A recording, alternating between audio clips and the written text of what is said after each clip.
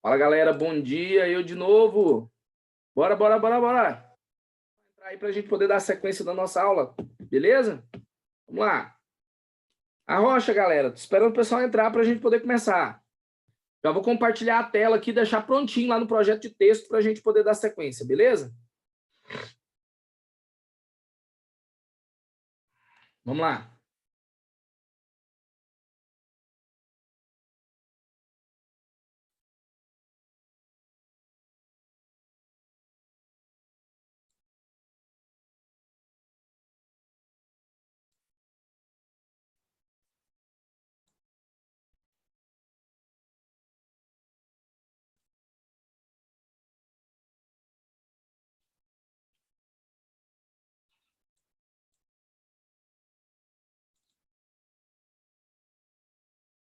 Como eu havia dito para vocês, então, né? Agora a gente vai pegar o projeto de texto, né? Já vamos nos organizar aqui. Deixa eu ver se eu fiz uma coisa aqui necessária. Não fiz. Perdão. Só dar duplicar aqui essa tela e formatar esse negócio aqui. De maneira que fique legal.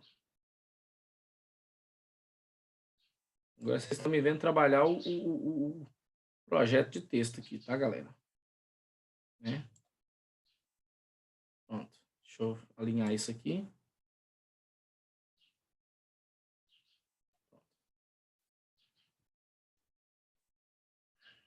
Rapidão, enquanto o pessoal vai entrando aí, viu? Tem gente que tá, né?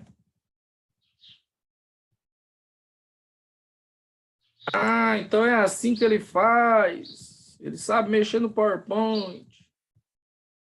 Mais um pouquinho.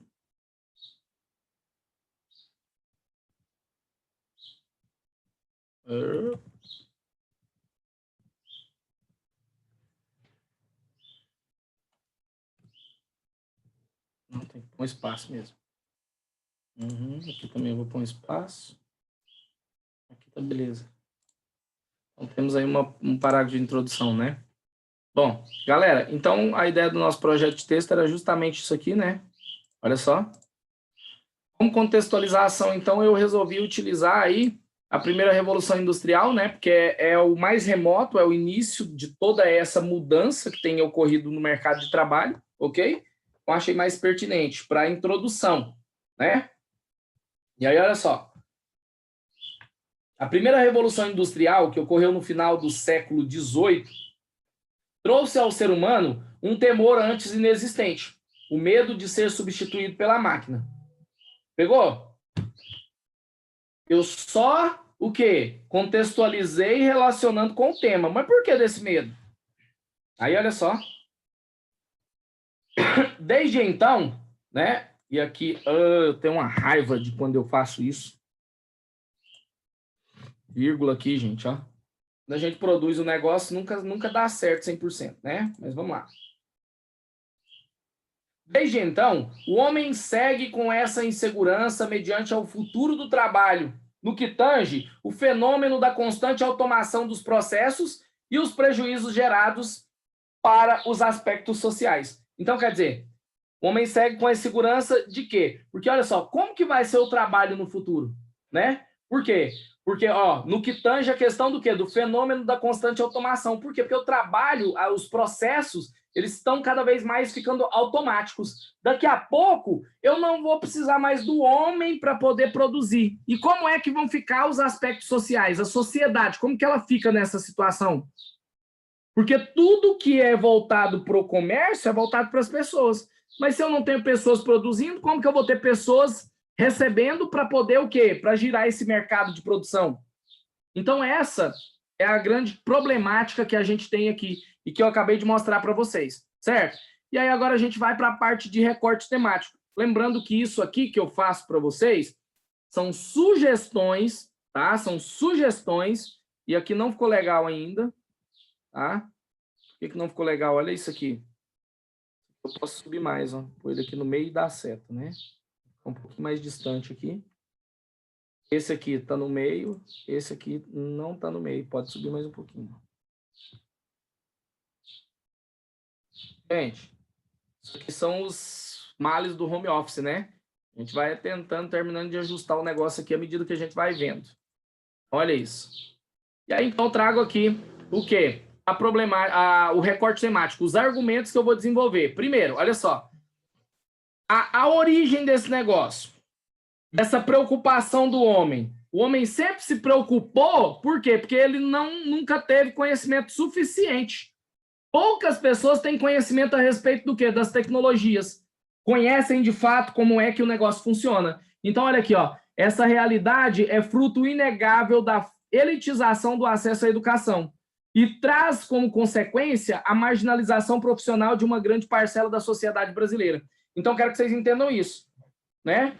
Quem nunca aqui ouviu falar assim, ó, emprego tem, não tem é gente qualificada para ocupar as vagas no mercado de trabalho. É ou não é? E por que eu não tenho gente qualificada? Porque o acesso à educação é difícil. Porque o acesso à educação é desvalorizado e desmotivado. Porque se eu tiver um povo educado, crítico, sabido, eles vão cobrar os direitos deles, que são muito e recorrentemente transgredidos dentro da nossa sociedade. Então, essa situação aí é um projeto, tá? A questão da educação não é uma crise, mas um projeto político. Eu quero que vocês entendam isso, tá? E desde muito tempo, nessa época da Revolução Industrial, existia ou não existia uma elitização da educação? Educação, tem pouco tempo que a faculdade, o ensino superior foi aberto para a população, foi facilitado o ingresso das pessoas na faculdade. Isso era muito difícil. Fazer uma faculdade antigamente era muito difícil. E quando eu digo antigamente, não tem muito tempo, não. Não tem muito tempo.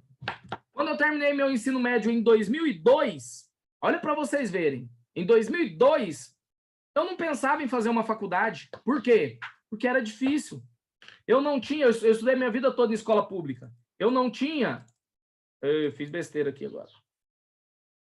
Eu não tinha condições de pagar uma escola uma faculdade particular. E faculdade particular não era tão desprestigiada com relação à pública, você entendeu? Por quê? Porque a pública que era foda. Por quê? Porque era difícil de passar. Então lá tinha qualidade. Era pública e tinha qualidade, né? Então quero que vocês entendam isso. E aí, então, eu fiquei 8 anos da minha vida só trabalhando, só envolvido com o mercado de trabalho, sem estudar.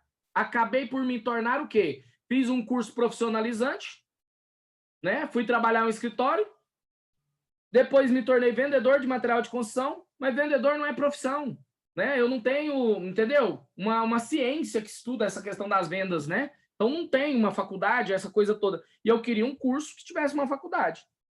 Escolhi letras. Quero que vocês entendam o seguinte, que esse acesso, ele não era, né, para todos, ele era elitizado. E ainda é, né? E ainda é. Sabe por quê? Porque as vagas da faculdade pública deveriam ser para as pessoas menos favorecidas. No entanto, eu tenho uma galera, público é para todos. E eu tenho uma galera que tem grana aí já, que tem dinheiro e que paga caro em cursinho. Por quê?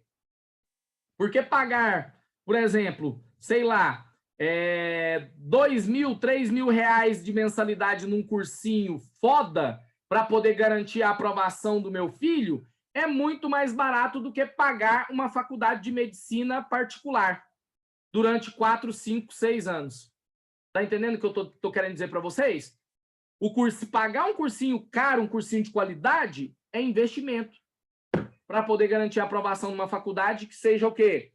Seja pública. E quando fala-se a respeito de medicina, é pior ainda. Por quê? Porque até as faculdades particulares, né, o acesso ao curso de medicina é muito concorrido, é muito difícil.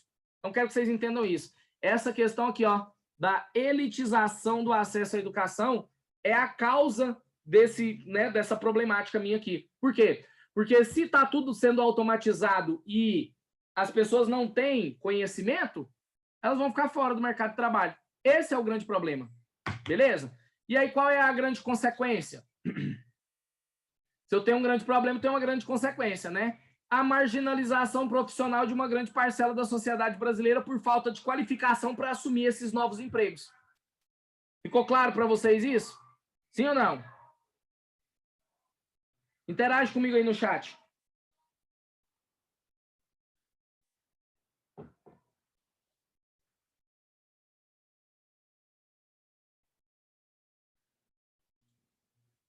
E aí, por fim, então, galera, eu quero deixar uma coisa bem clara para vocês.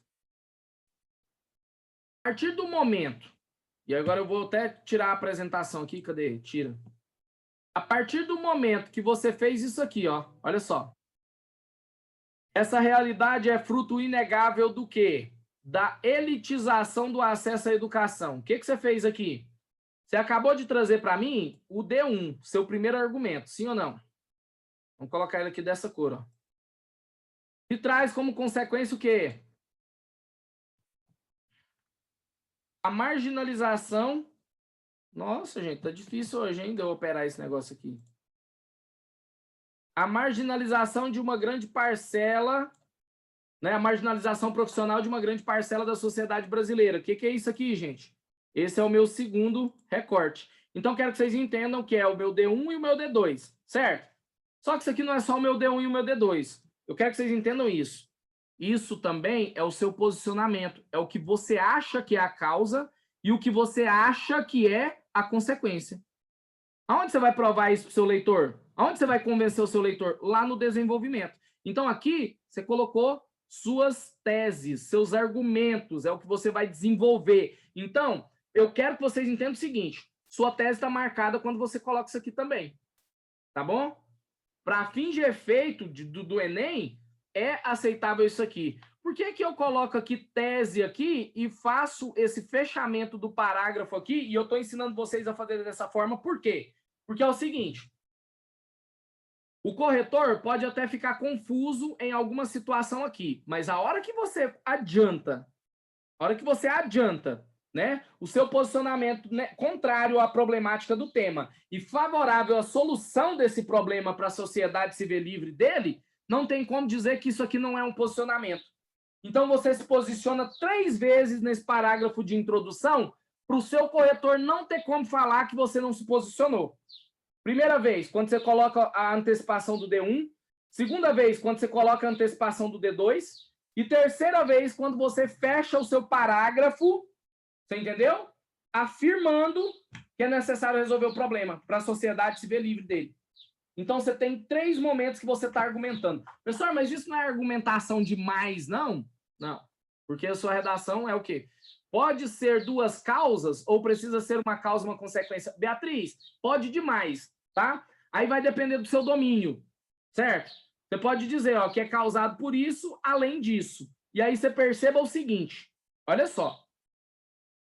Se você coloca causa, entre o parágrafo D1 e o parágrafo D2, quando você for começar o D2, você vai colocar um conectivo. Além disso, ademais, entendeu? Então, é essa questão. Por quê? Porque você está colocando uma causa e, além dessa causa, tem mais alguma coisa que causa o problema do tema, entendeu? Então, você vai ter que somar.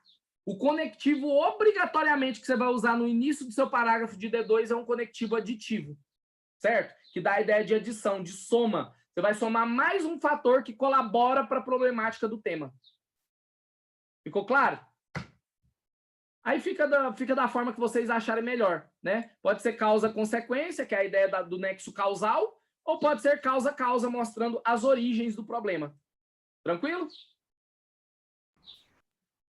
Bom, e aí, como eu disse para vocês, ó, no finalzinho aqui eu trago, ó, logo, certo? Vou colorir esse negócio aqui para ficar bonitão. Logo, né?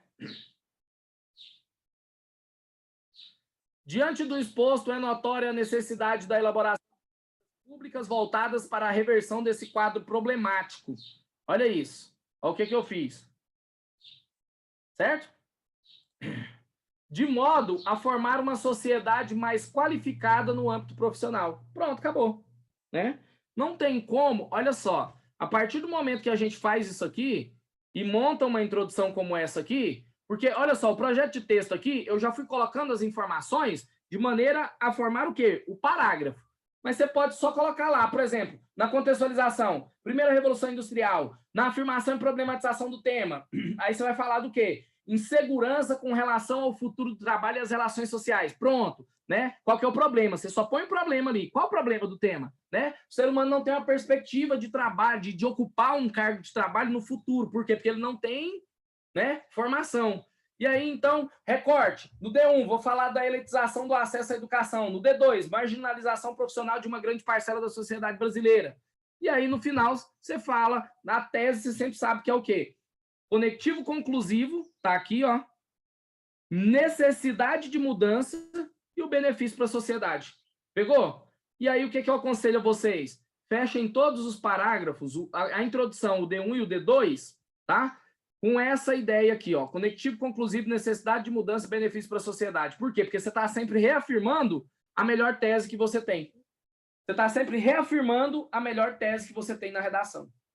E o seu parágrafo fica encerrado bonitinho, fica fechado bonitinho, entendeu? Só que você não vai fechar sempre da mesma forma. Por exemplo, se eu coloquei aqui, ó, logo diante do exposto, é notória a necessidade da elaboração de políticas públicas voltadas para a reversão desse quadro problemático, de modo a formar uma sociedade mais qualificada no âmbito profissional.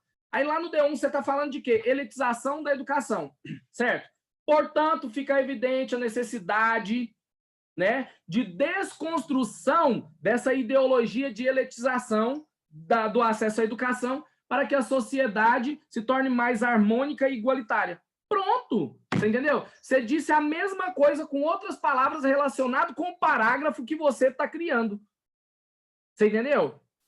Você está dando a ideia de que alguma solução tem que ser feita, mas voltada para aquele fator que você está discutindo. Acabou.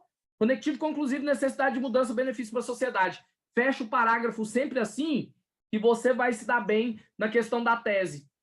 Você não vai ter problema com relação à questão do texto ser argumentativo. Por quê? Porque você está se posicionando e relembrando o seu leitor o tempo todo do seu ponto de vista.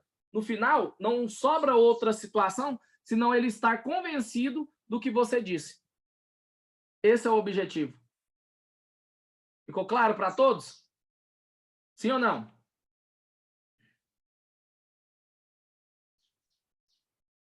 Pessoal, fala comigo.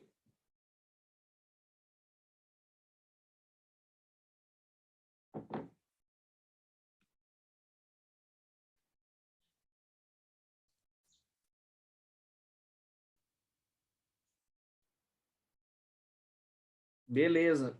Ó, então, eu creio que o nosso objetivo com relação... Presta atenção. Eu creio que o nosso objetivo com relação à questão da discussão do tema, né, está cumprido. Agora, presta atenção. Já na discussão do tema, gente, não tem como, vocês me desculpem, eu queria separar muito bonitinho a primeira aula, discussão do tema, a segunda aula, só sobre teoria, estrutura, organização, tirar dúvidas e essa coisa toda, mas não dá. Por quê? Porque à medida que a gente vai discutindo, os alunos vão tendo dúvidas, vão falando, a gente vai parando, vai explicando. É assim que acontece a aula de redação, com dúvidas, né? E agora, nesse momento, aos 18 minutos aí de aula da segunda aula de vocês, eu abro para as dúvidas de vocês. Se a galera não tiver nenhuma dúvida, olhando as redações anteriores, as correções, de alguma coisa que, professor, eu estou na dúvida disso, eu vou seguir com teoria, tá bom? A gente vai para o manual do corretor do Enem lá e a gente vai fazer análises pertinentes à evolução de vocês. E aí, fala comigo. 2 minutos para a galera digitar e postar as dúvidas aí, ou abrir o áudio e fazer pergunta também, não tem problema não, pode abrir o áudio.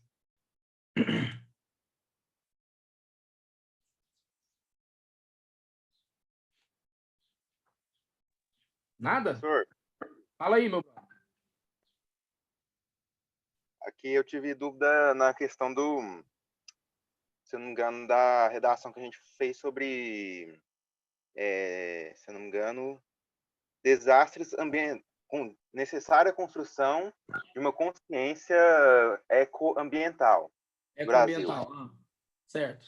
Aí, eu fiz uma redação aqui que ela, tipo, no terceiro parágrafo, ela falou quando eu citei a argumentação da Lei 6.938, de 31 de agosto de 1981.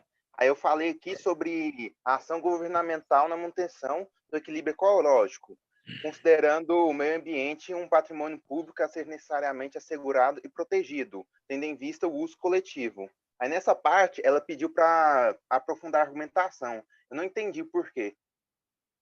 Você mandar uma foto no chat? Um print? Vai.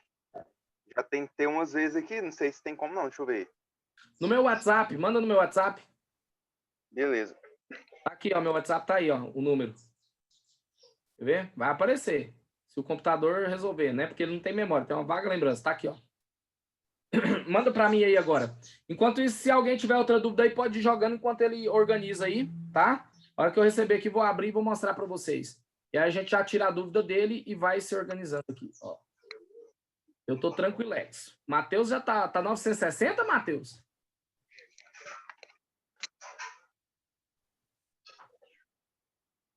Pois é.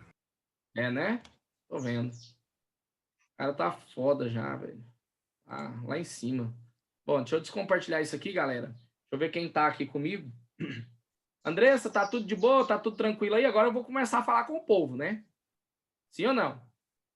Ó que eu falei que eu ia começar a falar com o povo, a Sândila já correu. Ou não, ela tá em outra página que eu não tô vendo? Não tô vendo aqui, galera. Falei que ela correu, agora vai ficar brava comigo. Não, ela tá aqui ainda. E aí, Sândila, tá tudo tranquilo? Andressa, Aline, Ana, Beatriz, Rafa. Tá tudo tranquilo, Ana Clara? Nada de dúvida, gente? Tá tudo de boa? Não é que eu não tenho material para poder dar aula para vocês, mas eu estou abrindo para que vocês tirem as dúvidas, certo? Para que vocês conversem, né? Ô, professor, ó, tô... né? Tem gente que tá curtindo. E aí, redação, como é que tá voltando? Tá melhorando? Houve evolução? Como que tá essa situação? Né? Acho que tem momentos que é necessário que a gente converse, né? Tenha esse tete a tete aqui para poder saber. No presencial a gente conversava tanto e agora parece que ficou tão distante, né? Com essas aulas online, né? Essa coisa toda. Então, assim, é bom dar uma quebrada no gelo aí, para a gente poder conversar, para a gente poder discutir, né? Ah, professor, eu fiquei com uma dúvida da aula de ontem no intensivo. Pode falar, Ana, sem problema nenhum. Porque a sua dúvida pode ser de mais alguém aqui. É ótimo falar sobre isso. Ó, o Israel me mandou aqui, conseguiu me mandar a redação dele. Mas pode colocar a sua dúvida aqui, Ana. Eu vou na redação do Israel e depois eu venho na sua dúvida, tá bom? Pode falar. Eu estou abrindo aqui e pode jogar a sua dúvida aí.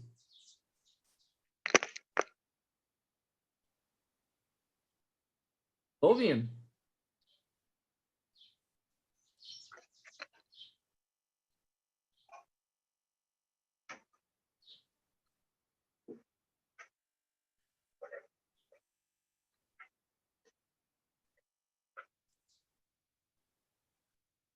Tem alguém com o áudio aberto, eu não sei se a pessoa está falando e está cortando ou se, na verdade, só está com o áudio aberto mesmo.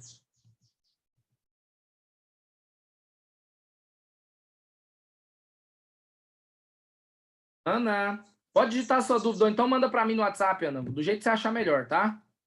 A gente conversa. Ó, ela estava digitando.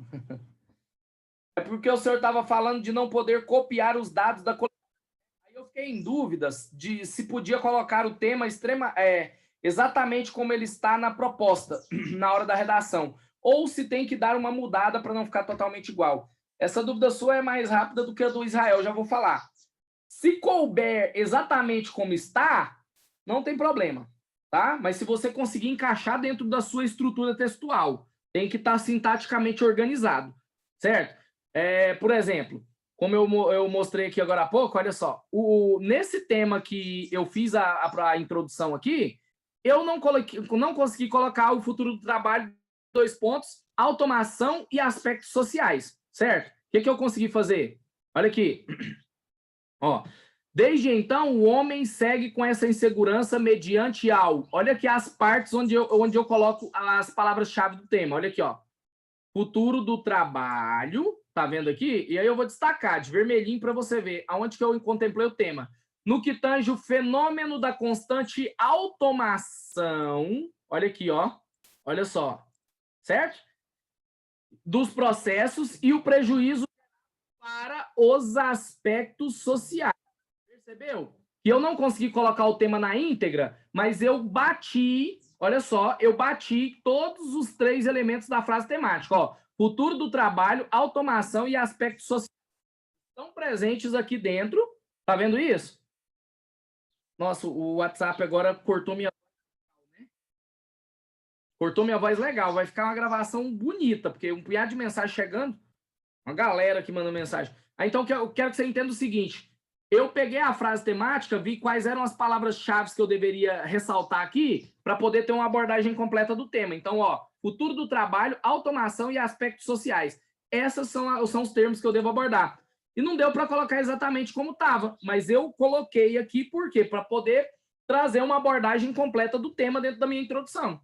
Pegou? Então, nem sempre vai ser possível, mas quando for possível, pode colocar sem problema nenhum. Beleza? Ficou claro isso aí para todo mundo, galera? E agora, então, eu faço o quê? Já vou tirar esse aqui e já vou lá na redação do Israel, né? Israel, e agora eu quero que você abra o áudio e me fala onde que é que está a sua dúvida.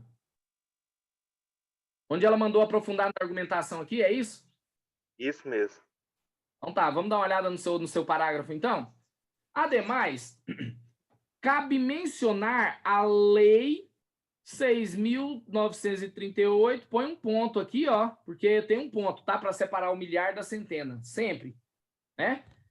De 31 de agosto de 1981, no seu artigo 2º, no qual é prevista a ação governamental na manutenção do equilíbrio ecológico. Considerando o meio ambiente como um patrimônio público a ser necessariamente assegurado e protegido, tendo em vista o uso coletivo. Bom, por que ela pediu para você aprofundar? Porque você só... Olha o que você fez aqui, Até aqui, essa parte toda aqui, que foi sua contextualização, e você gastou muito espaço para contextualizar, né? Você simplesmente, né, colocou a Lei 6.938 e descreveu o caput dela. Entendeu? Então é o quê? É uma parte do seu texto que ficou extremamente expositiva. Não tem argumentação aqui. Aonde você viu a argumentação aqui?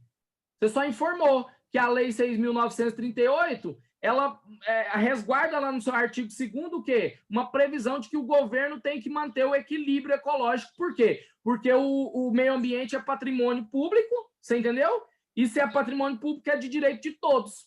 Pronto. Você disse isso. Você disse o que está escrito. Cadê a sua argumentação? Grande problema aqui. Entendi. Sacou? Agora, por que ela não te pediu no seu D2? Aliás, esse é seu D2, né? Por que ela não te pediu no D1 para você fazer isso? Vamos ver, eu vou te mostrar que no D1 não houve necessidade. Por quê? Porque você argumentou.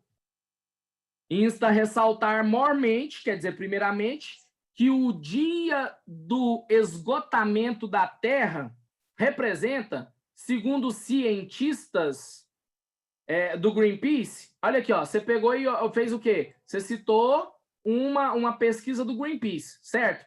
A data em que consumiu-se mais recursos do qual o planeta foi capaz de repor. Do qual? Não ficou bom essa colocação aqui, não. E a coisa não viu, não. Mais recursos do que o planeta foi capaz de repor. Teria que ser do que aí, não do qual, tá? Diante disso, é preciso ratificar essa informação como uma forma de processo de extração, fabricação, comércio, consumo e descarte dos produtos manufaturados, bem como o impacto de cada uma dessas etapas nas diversas comunidades. Aqui você tem um aprofundamento na argumentação, porque você pegou e falou que, olha só, não é só o descarte que é problema.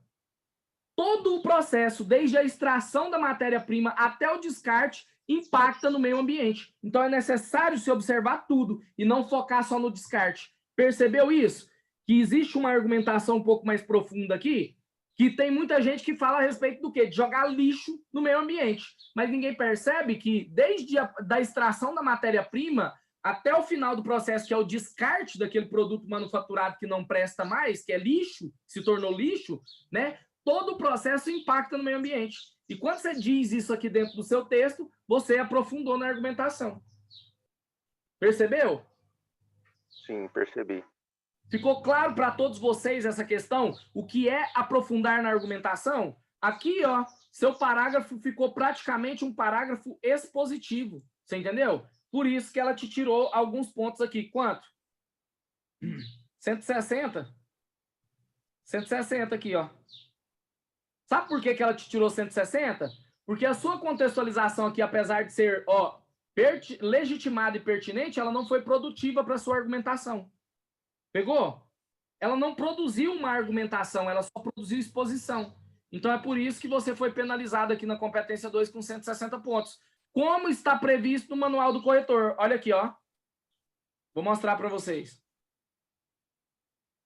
Cadê?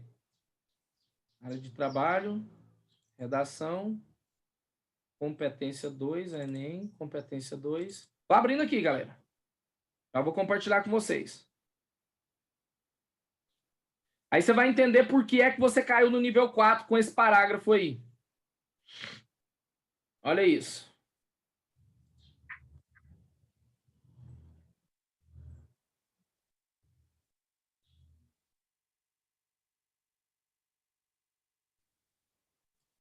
Tô arrumando aqui para apresentar para vocês.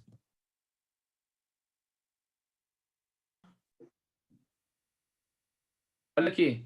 Nível 4. Você fez uma abordagem completa do tema. Você tem as 3 partes do texto. Beleza, nenhuma delas é curtinha para que seja considerada embrionária, né? Não foi desenvolvida.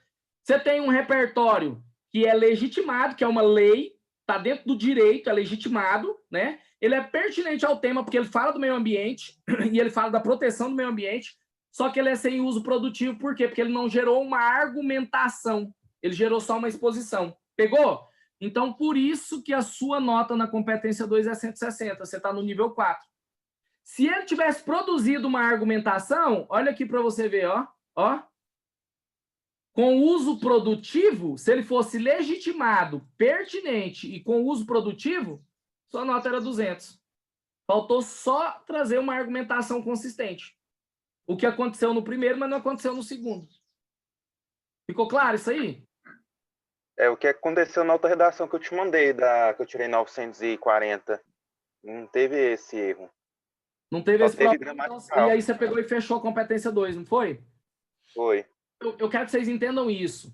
Na hora de colocar uma contextualização, ela serve para poder comprovar, olha isso, ela serve para poder comprovar a sua argumentação. Se, por exemplo, aqui, ó, eu falei que a causa do problema de automação versus aspectos sociais no futuro do trabalho é a elitização do acesso à educação, você entendeu? Que esse medo existe dentro da sociedade, por quê? Porque o acesso à educação ainda é uma coisa para a elite. O cara que tem dinheiro, a família que tem dinheiro, o adolescente, o jovem, ele não precisa se preocupar se ele vai ou não entrar na faculdade. Ele sabe que ele vai entrar. Por quê? Porque ele tem grana e ele tem condição de pagar. Se não for numa pública, é numa particular. Eu dei aulas o ano passado, aliás, de 2018 para 2019, eu dei 1 ano e meio de aulas particulares lá dentro do Granville, Alphaville, Granville, lá do lado do autódromo. Alphaville, né? No Alphaville, no Conjunto Cruzeiro do Sul, eu dei 1 ano e meio de aulas para um aluno, eu ia lá toda semana. Dava 2 horas de aula para ele particular, trazia R$200, R$100 a hora particular. E aí o que aconteceu? A primeira vez que eu cheguei lá, né, oi, tudo bem e tal, aquela coisa, e aí, qual que é seu nome? Ah, Vitor e tal. Eu falei, qual curso você está querendo? Falei desse jeito, né? Ele falou assim, ele virou para mim e falou desse jeito, com essas palavras. O meu padrinho é neurocirurgião e eu vou ser neurocirurgião também. Então, quer dizer, eu vou cursar medicina na faculdade. Ele não disse, eu tô querendo. Ele disse, eu vou cursar medicina na faculdade. E tá fazendo curso de medicina na Uni Evangélica. Passou de última chamada lá, mas passou. O moleque, no meio do ano,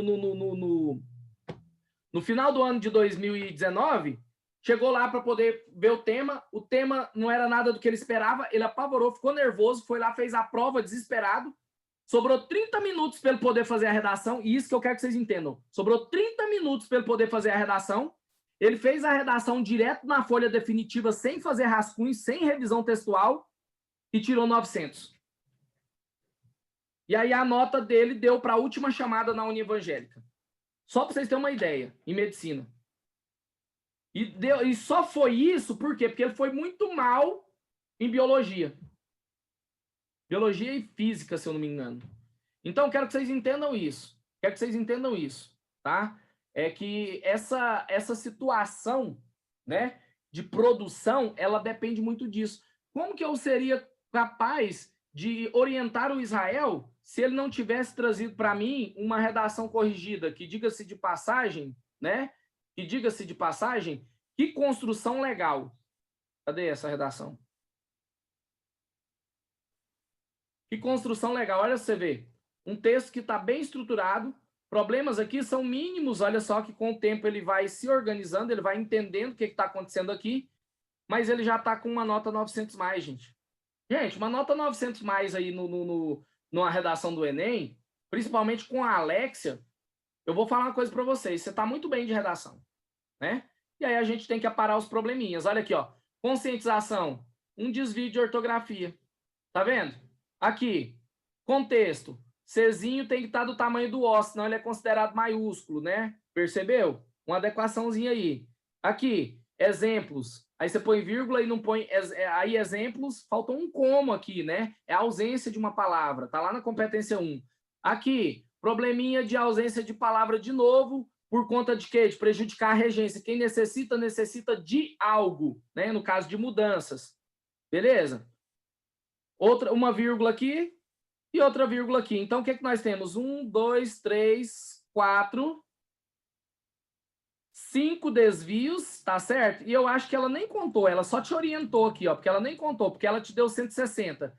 6 desvios, já entra de 5 a 10, deveria ser 140 a sua nota. Mas ela não contou esse Czinho aqui, ela só te orientou, ó. Faz o C do tamanho do O quando estiver no meio da frase para não ser considerado maiúsculo e não correr o risco de ser mal interpretado pelo corretor do Enem. Você não sabe quem que é o cara e você não sabe quantas redações ele já vai ter corrigido quando ele pegar a sua. Então, não conte com o bom humor do seu corretor, com a consideração dele. Faça uma redação para que você não dependa da boa vontade do corretor. Entendeu? Por quê? Porque se ele enfocar que isso aqui é uma letra maiúscula, e o problema é esse, olha aqui, ó. Olha aqui. Olha esse C de concepções, o tamanho dele. Agora, olha o tamanho desse C de contexto. Está do lado. É muito claro que um C está maior do que o outro. E aí ele pode considerar esse C maiúsculo. Entendeu isso? Eu quero que vocês entendam isso. Ele vai procurar no texto outro C para ver se você escreve, se é normal que você escreva ele grande assim, ou se não. Aí você pega e coloca do lado um Czinho do tamanho do O aqui. Aí, cara, você deu condição para ele te penalizar. Tá entendendo o que eu estou dizendo? E essas análises, você olha assim, você fala, professor, mas não tem condição. Aí você vê aqui o C aqui, num outro erro ortográfico, o Czinho está pequeno, o Czinho está pequeno aqui, né? E aí, então, a gente fica com uma situação que não tem como ele não te penalizar aqui.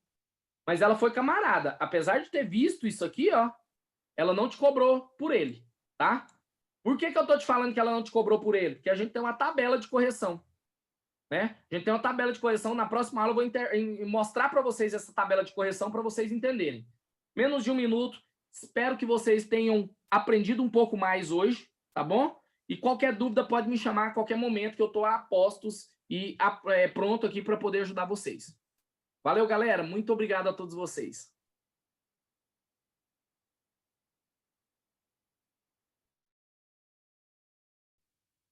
Vai cortar, mas eu não vou, né, continuar falando.